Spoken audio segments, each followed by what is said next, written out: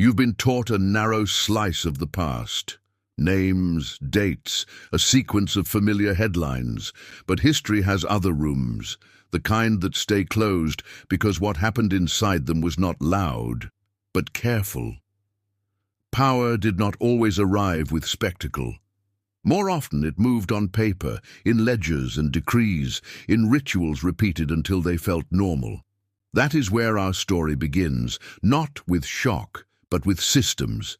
Systems that measured people, sorted them, and redirected their lives with the calm certainty of an office stamp. Imagine a world where a knock at the door is not a crisis, just a procedure. An official voice, the same phrases spoken in 100 towns, the same instructions delivered as if they were weather. What followed was predictable. Selection, separation, and long education under a new rule book. The aim was practical, shape reliable servants of the state from the youngest minds, and it improved itself over time. Records speak of height and age, temperament and aptitude, language drills, and years of supervised training. The method was not improvisation, it was policy. Those who rose highest often began with least control over their own beginnings. Their lives read like paradoxes, born in one faith, advanced in another, raised in one village, later building the road that led back to it. Monuments, schools, and bridges appeared as symbols of success, yet each addition also tightened the net. Infrastructure is never neutral. A road can carry grain or regiments. An archive can preserve memory or authorize its revision. The same ink that signs a generous grant can fund a campaign that silences dissent. In this landscape, improvement and obedience walked side by side. Communities calculated the cost in ordinary details. A field without the next generation rests too long. A craft without apprentices turns into a display behind glass. A song fades when the last fluent singer moves away. Archaeology sometimes captures the moment when routine simply stopped. Tools left in furrows, doors unbarred at midday, a prayer set down mid-sentence. This is how systemic pressure looks close up, not a single disaster, but the slow unwinding of daily life. Where commands ended, mathematics continued the work. Families learned the lesson without instruction.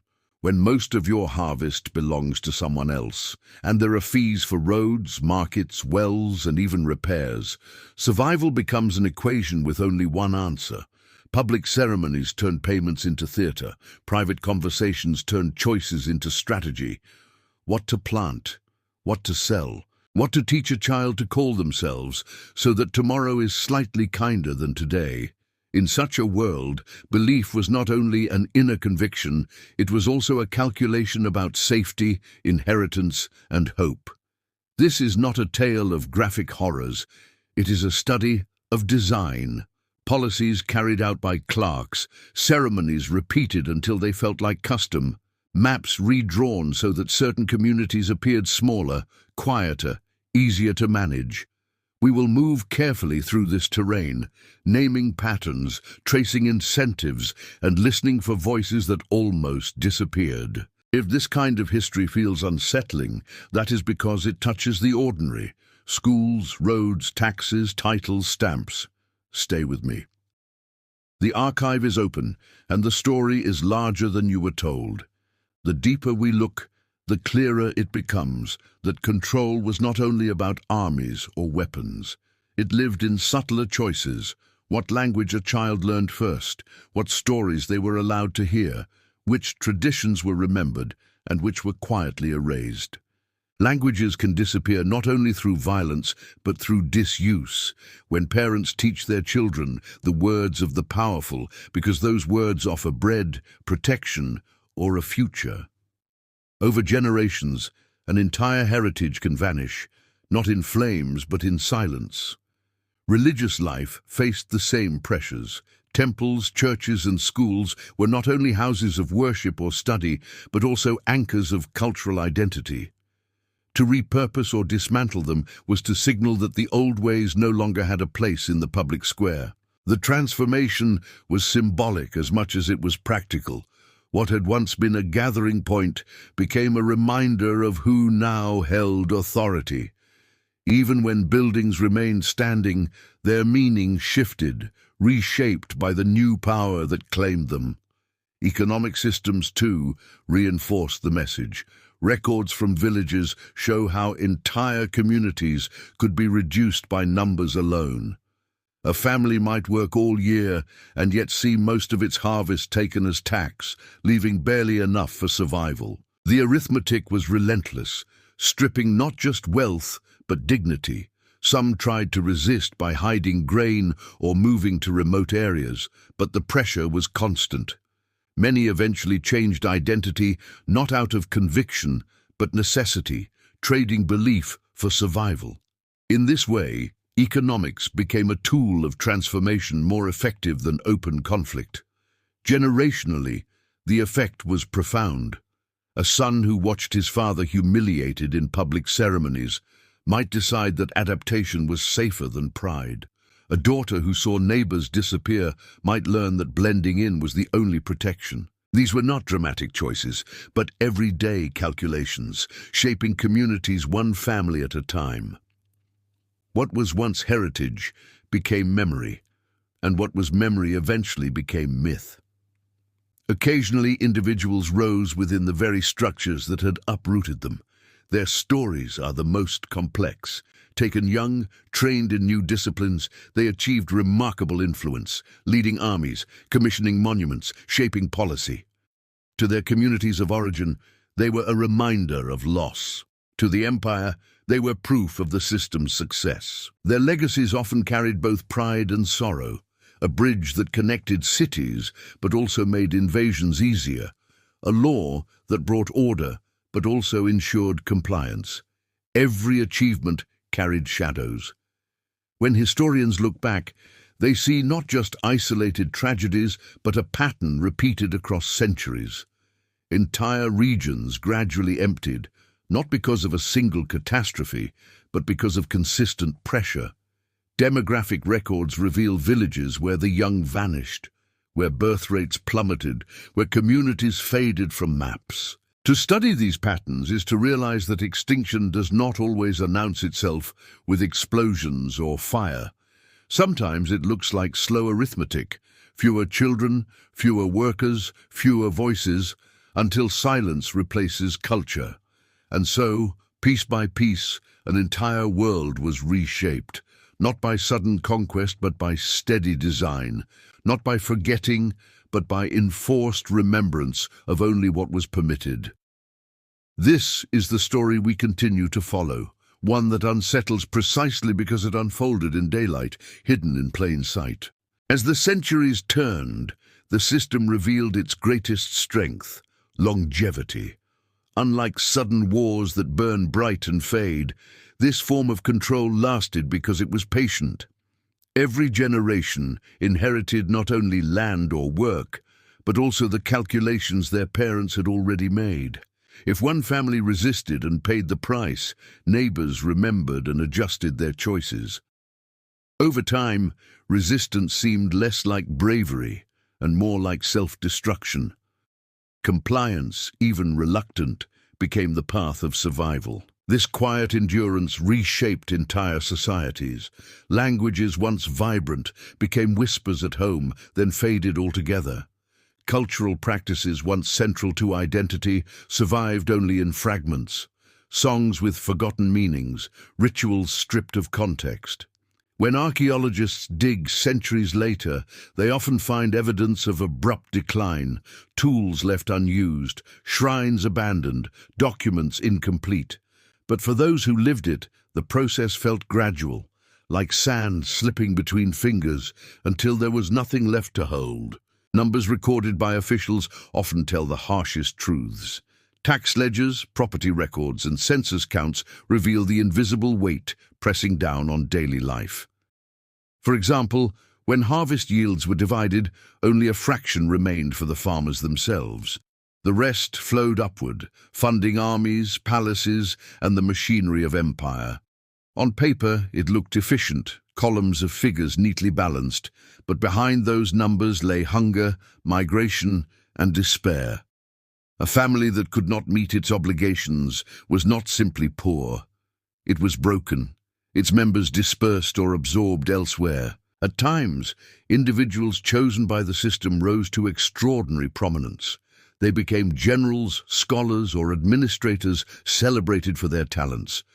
Yet behind every such figure was a story of transformation so complete that their original families, villages, or traditions no longer recognized them. They were proof of the empire's ability to reshape people, turning outsiders into insiders, but only at the cost of erasing their beginnings. Their achievements carried prestige, but also served as living reminders of what had been lost. The emotional toll is harder to measure, but no less real. Diaries, poems, and oral traditions describe the sorrow of separation, the silence of parents who never recovered from losing children, the whispered memories of communities that no longer existed in full. These voices are faint compared to the vast machinery of official records, yet they reveal the human side of the story. What is the cost of watching your neighbor's house empty, of realizing that each year fewer familiar faces gather at the market? What is the weight of knowing that your traditions may end with you? By the time scholars look back, the scale appears immense. Whole populations diminished, cultures erased, and yet the system persisted largely unchallenged. Why? Because it was designed to look ordinary. Taxes, education, ceremonies, and public rituals all appeared legitimate, even necessary. Only when the pieces are assembled together do we see the deeper pattern. A machine that consumed identity while presenting itself as order. That is why this history remains so unsettling. It was not hidden behind secrecy. It unfolded in plain sight, with documents and rituals that seemed mundane, even as they slowly dismantled civilizations. By now you can see that what makes this story so haunting is not the spectacle of violence, but the efficiency of systems designed to last. When a community pays most of its harvest year after year, when schools teach only approved languages, when worship is confined or repurposed, the result is not a sudden collapse, but a gradual fading.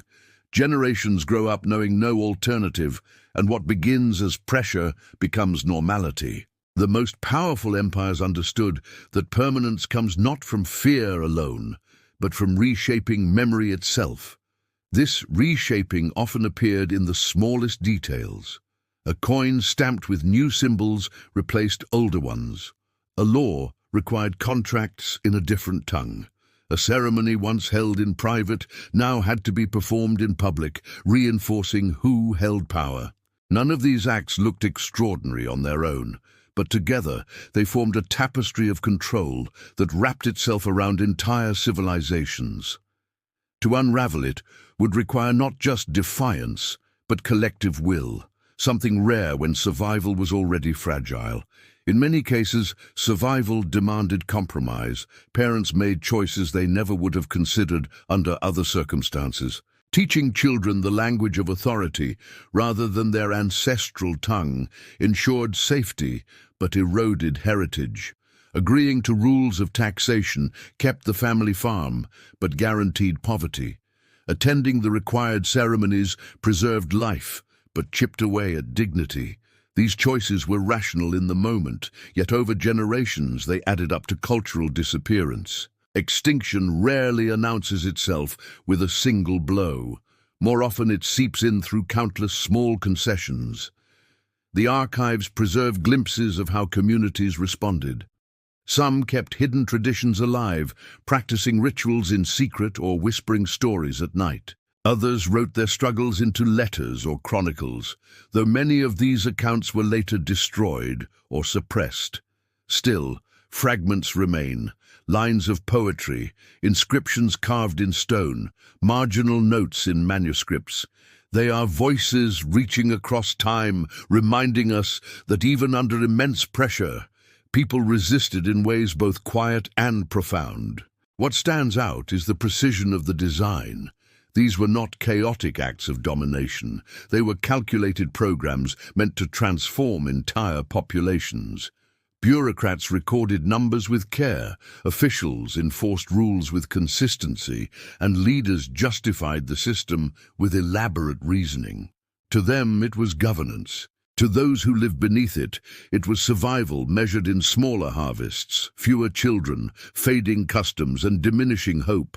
The true cruelty lay not in sudden violence, but in the predictability of loss.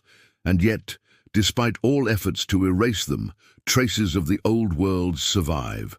Archaeological layers reveal abandoned towns. Genetic studies show population shifts. Languages once thought dead still echo faintly in religious liturgies. Memory has a way of leaving footprints even when the system tried to sweep them away. To listen closely to those fragments is to realize how deliberate the silence around this history has been. It was not forgotten by accident, it was hidden by design. When we reach the end of this long arc, one truth becomes clear. History is not only what survives in books, monuments, or classrooms, it is also what is deliberately excluded. The system endured for centuries, not because it was invisible, but because it became ordinary. Each generation inherited a world already reshaped and rarely paused to ask how it had been altered. In this way, the past was rewritten in real time, leaving future generations with gaps so wide they seemed natural. Consider how memory itself can be engineered. Communities stripped of their language cannot tell their own story. Families fragmented by policies cannot pass down heritage. Even when buildings stand and records remain, the meaning attached to them can be changed until the original significance fades beyond recognition. Over centuries, the result is not simply a lost tradition, but the impression that such a tradition never existed at all. That is the deepest kind of erasure, not just destroying a culture, but removing the knowledge that it ever lived. For modern readers, the most shocking part is not the cruelty of individual acts, but the durability of the design. Empires rose and fell, yet the machinery of control outlasted them, inherited and adapted by new rulers. What began as temporary measures became permanent policies. What started as exceptions turned into norms. It is this continuity that magnifies the scale of loss. 14 centuries of structured suppression left behind not only ruins, but silences, whole civilizations absent from memory. And yet, silence is never complete. A melody remembered by descendants, a manuscript hidden in a wall, a word preserved in liturgy. These fragments reveal that resistance took many forms. Even when communities could not stop the machinery, they tried to preserve meaning in secret corners of life. Each fragment is a testimony that survival is not only physical, but also cultural. These echoes may seem small, but they remind us that history is not as thoroughly erased as the architects of control intended. What makes this history dangerous even today is not only its scale, but its implications. If such a system could operate openly for over a millennium, documented in archives, justified in laws, visible in daily rituals, what else might still be hidden in plain sight? Which stories remain untold because they are inconvenient, uncomfortable, or politically risky?